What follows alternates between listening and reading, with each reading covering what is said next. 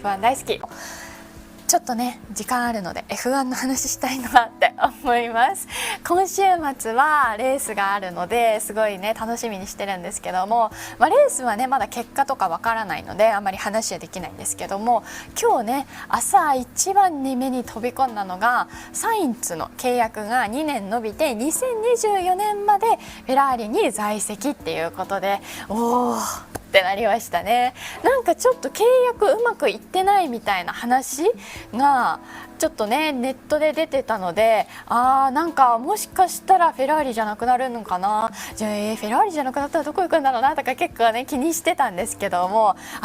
2024年までねあと2年はあるぞと思ってすごいねちょっと安心しましたね。でそれをねルクレールの方も、結構喜んでるんですよね。インスタとかであと2年一緒にできるみたいな感じで喜んでて、すごくいいチームメイト感の雰囲気だなっていう風に結構いつもねお伝えしてて、でも今結構早いからここで争いがないといいなっていうのはねずっと見守ってるんですけども、もう一個チームメイト関連でいきますとレッドブルの方もちょっとねちょっとわかるごめんちょっとわかる。しかもなんか次のレースパワーユニットサインツの方だけ変わるみたいで、なんかちょっと実験的な感じなのかなっていう風にもなんか感じたのもあるし、サインズのファンっていうわけじゃないですよ。もうみんな面白いレースしてねっていう感じです。そうでレッドブルの方も気になってて、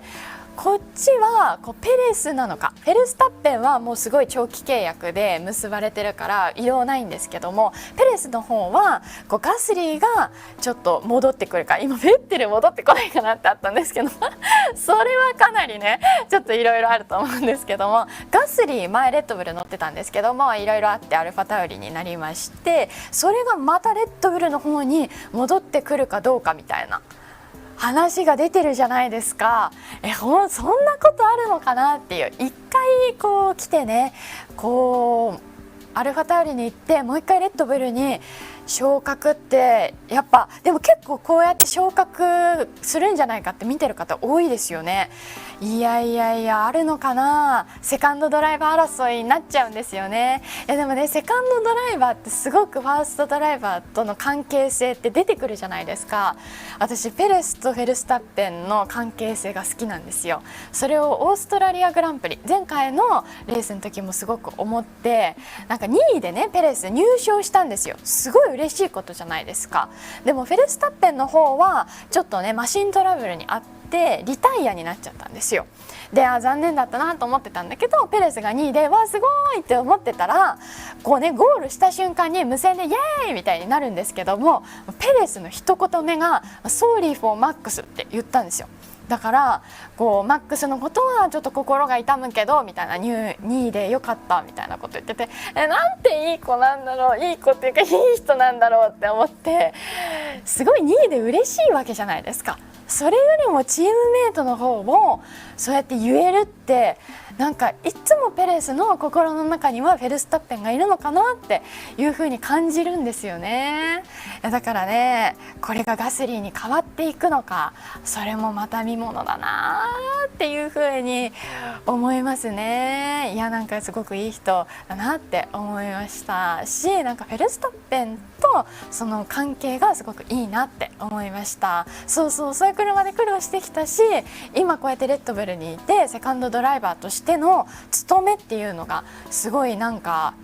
あるなっていうふうに思いますね。いや昔の F1 っていうのもね楽しいですけども、今のもねぜひね見て一緒にね楽しんでいただけたらなと思います。いやもうチームメーターとね、ラッセルはどうってきてるけど、ラッセルもねボッタスとハミルトンのこの関係性もすごく好きだったんですよ。でもラッセルなんてハミルトンにサインもらいに行くくらい年も離れてるしファンだったわけじゃないですか。それが今度はチームメイトになるんですよ。この関係性ってどうなるの？まだ3戦しかやってないからちょっとわからないですけども、今のところねすごく良好な感じでやっていますし、全然ねいいと思うんですけども、このねいやどうなるんだろうっていう、今だって若くて勢いがやっぱりあるじゃないですか、ラッセルの方だからねぐんぐんとこう力をつけていくのかなって思うアライグマじゃないんだけどね乗ってきちゃいますね。やっぱりすごいね、話したいことも山々ですけども、レース以外のところでね、チームメイト関係とかでもやっぱりね注目すべきポイントっていうのもあるなって思います。楽しんで話しちゃいましたけども、お天気をね確認していきましょうか。いやすごいなんかいっぱい話しちゃったいやこういうのもね変わっていくからすごいね。そうチーム内事情って面白いんですよ。そう変わる変わらないとかそういうのね、関係性ですごいチームのポイントとかも変わってくるから、